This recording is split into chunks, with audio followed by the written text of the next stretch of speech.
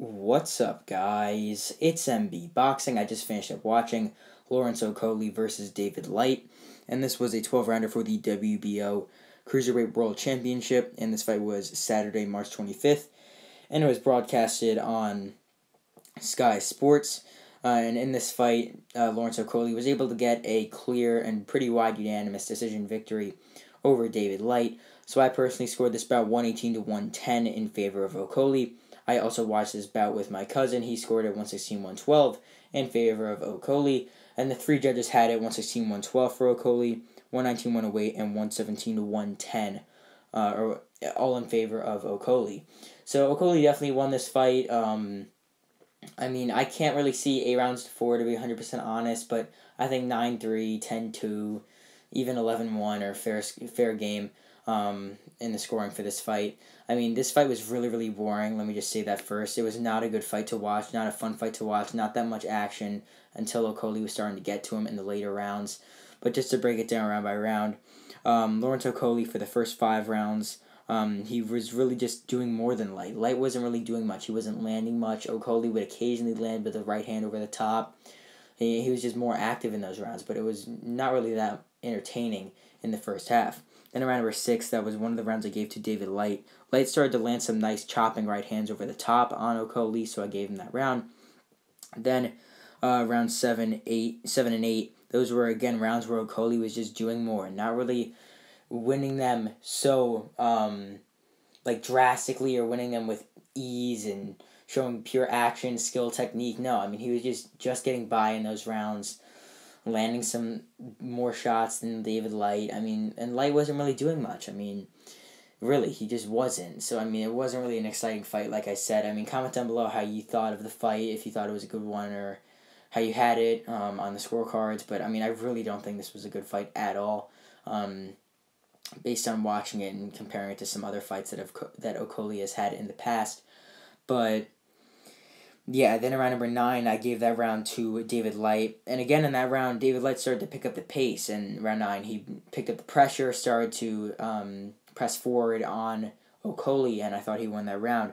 But then in round 10, this is where it started to even go more in favor of Okolie. Okolie started to back him up with big right hands, and it looked like he was starting to finally get to David Light. Then finally, in round number 11, David Light was wobbled pretty badly with a nice uppercut and some other combination shots from Okolie, so he was hurt in that round. Then around number 12, Okolie I thought just did a bit more, but it was a pretty close and competitive round.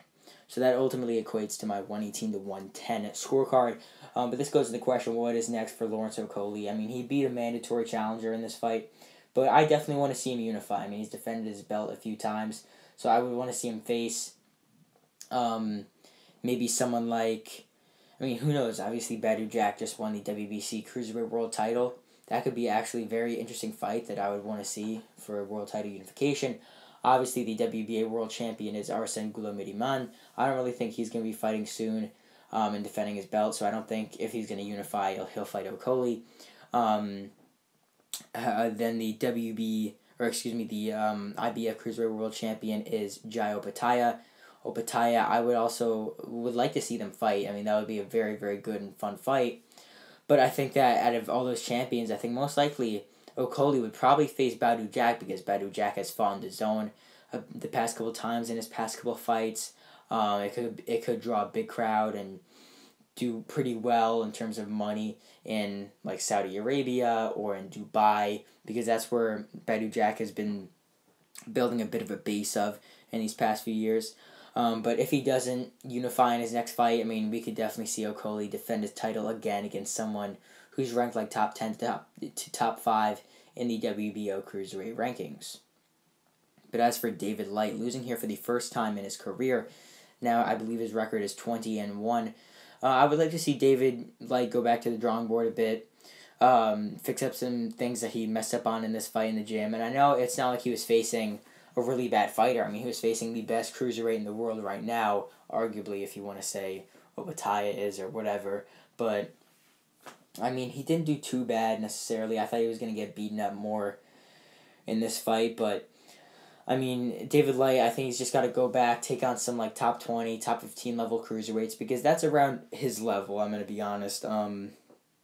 That's like the level that he could beat around there. I mean, I wouldn't actually mind seeing David Light take on Nikodem Drzeski. He's a guy that did fight Okolie. Okolie brutalized him, but I mean, it could be a decent level cruiserweight scrap at like the top 15 to top 20 level in the division. Maybe even someone like a Jack Massey. That wouldn't be too bad. I know that Jack Massey just fought at heavyweight, but he's naturally a cruiserweight his whole career, so who knows if we will be able to see that as well. But overall, I think that David Light will face someone around that top 15 to top 20 level in his next fight in the cruiserweight division. So overall, Lawrence Okolie defeats David Light by a clear unanimous decision to successfully defend his WBO world title and to stay undefeated. And yeah, that's really it. I'm MB Boxing. Thanks for watching, and I'll see you guys later.